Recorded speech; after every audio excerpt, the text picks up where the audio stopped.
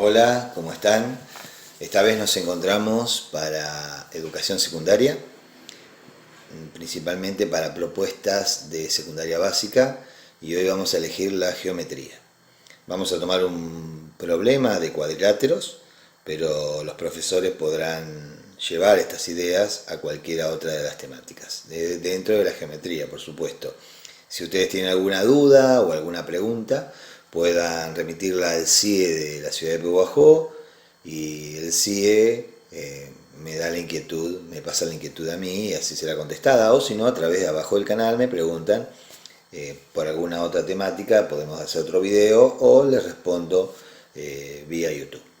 Bien, lo que les decía era la importancia de la geometría, y hace muchos años que nosotros estamos trabajando y pensando sobre las nuevas propuestas de la geometría, tratando de romper con la escuela de la reforma, con las ideas tradicionales, las ideas de la reforma de la matemática moderna, que de alguna manera pusieron la teoría conjuntista dentro principalmente de la escuela primaria, donde aparecían los diagramas de Venn para todos lados, donde recuerdo para enseñar funciones aparecían los diagramas de Venn, y cuando las flechitas iban y venían una sola y no se cruzaban, la función era biyectiva o no, o los diagramas de Venn para representar los arbolitos y decir cuántos arbolitos había y sumábamos los elementos. O sea, la teoría de conjuntos se metió también dentro de la escuela.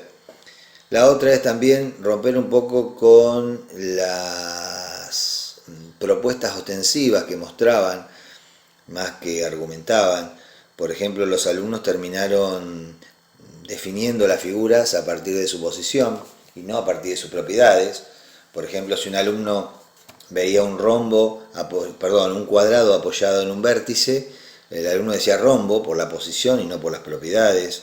O también la del triángulo rectángulo, que es muy famosa y que todavía pasa en escuela, donde si la base es uno de los catetos, los alumnos se quedan conformes que es un triángulo rectángulo, pero si la base termina siendo la hipotenusa, termina el triángulo no siendo rectángulo y sí escaleno. Entonces hay algunas cuestiones que por ahí tenemos que romper dentro de la enseñanza de la geometría. Otra de las cuestiones interesantes es con respecto a el problema de la medición, ¿no? Que la medición hay que romper un poco que todo es medir, que un alumno para ver si un ángulo de 90 grados tiene que tomar el transportador, sino que todas las argumentaciones y las respuestas tienen que provenir de las propiedades de los objetos geométricos. Y un poco ahí me meto dentro de las características que tiene que tener un problema hoy, dentro del enfoque que pregonamos dentro de la provincia de Buenos Aires. Para esto, y tomo un problema, voy a tomar, que lo recomiendo, un libro que se llama Enseñar Matemática en escuela media, que acá lo ven, no sé si se alcanzó a ver. Es de Adriana Díaz, que es coordinadora, y de Editorial Biblos. También escriben Mónica Grasal, Graciela Chemelo, Analia Cripa. Es un libro donde no solamente aparece en el capítulo 5 algunas cuestiones de geometría, sino también cuestiones de evaluación, cuestiones de enseñar a demostrar, que es muy importante para la escuela secundaria, que los alumnos comiencen un trabajo de demostraciones de las diferentes pruebas que existen, pruebas intelectuales. Bueno, es interesante y podemos hacer un video sobre cómo empezar a demostrar dentro de la escuela secundaria. Y bueno, como les decía, algunas de las propiedades, características, mejor dicho, del trabajo geométrico están muy bien planteadas en esta bibliografía. También hay una bibliografía que es muy interesante, que es de Horacio Iscovich, que es Introducción, creo, no recuerdo, Iniciación al Estudio Didáctico de la Geometría, creo que es, o algo así. Yo lo tenía escrito por ahí. Que de Horacio Iscovich, de Editorial del Zorzal, que es muy bueno y lo recomiendo que los profesores lo puedan adquirir para su biblioteca, y que va a dar varias ideas de cómo trabajar la geometría en la escuela secundaria. Bueno, como les decía entonces, que ya nombré, una de las características que tiene que tener un problema geométrico es que para resolverlo se pongan en juego las propiedades de los objetos geométricos.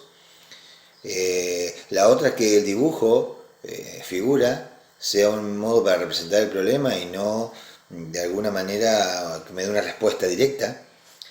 que el alumno cuando argumente, valide la resolución, se base en estas propiedades de los objetos geométricos. Una cosa es resolver que un problema ponga en juego las propiedades del objeto geométrico, otra cosa es que yo argumente a partir de esas propiedades. Y creo que me falta una, que ni los dibujos ni su medida sirvan para validar.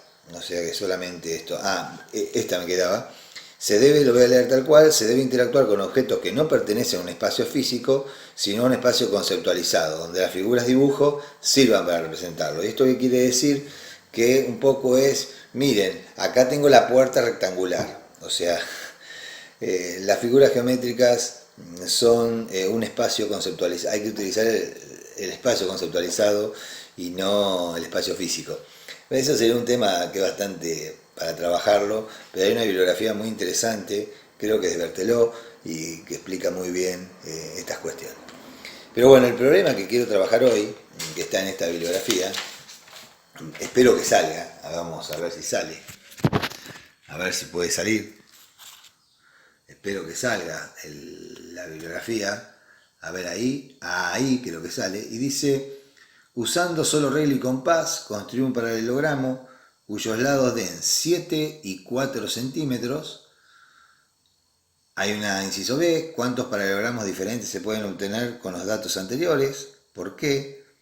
Y para responder, podés realizar todos los dibujos o esquemas que consideres necesarios. Lo dejo un poquitito para que ustedes tengan clarito. Bien, ahí está. Bueno, está. Bueno, espero que lo hayan podido leer al problema. Bien, lo pueden haber podido leer, como les decía. Y bueno, en tiempos de cuarentena, nosotros podemos darle el problema a los alumnos, que los alumnos lo hagan en su casa. Habría que ver las características de la conexión de los niños, de los chicos, de los alumnos. Bien, si puedo juntarlos de pequeños grupos en un momento del día, a partir de una plataforma como Zoom o alguna otra plataforma online. Puede ser que algunos alumnos no tengan ni eso, entonces solamente utilice el WhatsApp, y en ese caso lo que se pierde es un poco el trabajo con el otro. Habría que ver si en un grupo de WhatsApp se podría hacer, en función de las opiniones que tiene cada uno. Y bueno, y ahí indagar un poco el maestro individualmente o como pueda las cuestiones online para seguir trabajando la secuencia a partir de ese problema. Puede ser que aparezca una sola construcción, pueden aparecer dos de diferentes posiciones. Bien, la idea es que, bueno, el objetivo final es que aparezcan, que sean muchos, ¿no? Pero puede ser que haga uno y se quede conforme el alumno, por alguna cuestión de que en matemática creen que hay una sola respuesta. Y entonces, a uno puede hacer un rectángulo, otro puede hacer un paralelogramo, pero bueno, solamente aparezca una construcción, y ahí el docente es cuando tendría que preguntar, por ejemplo, una que yo anoté acá: ¿cómo hacer para indicar que se pueden construir muchos rectángulos? Muchos paralelogramos, perdón. ¿Se podrán construir todos? ¿Cuántos hay? Bueno, esa pregunta apunta a que el alumno empiece a indagar un poquito más, a pensar de que hay muchos, porque depende del ángulo, hay infinitos paralelogramos. Entonces ahí aparece otra pregunta que puede aparecer: es, ¿qué pasa si yo cambio el ángulo? Vamos a suponer que voy cambiando el ángulo. Hay algunos elementos de ese paralelogramo que se modifican y otros que no.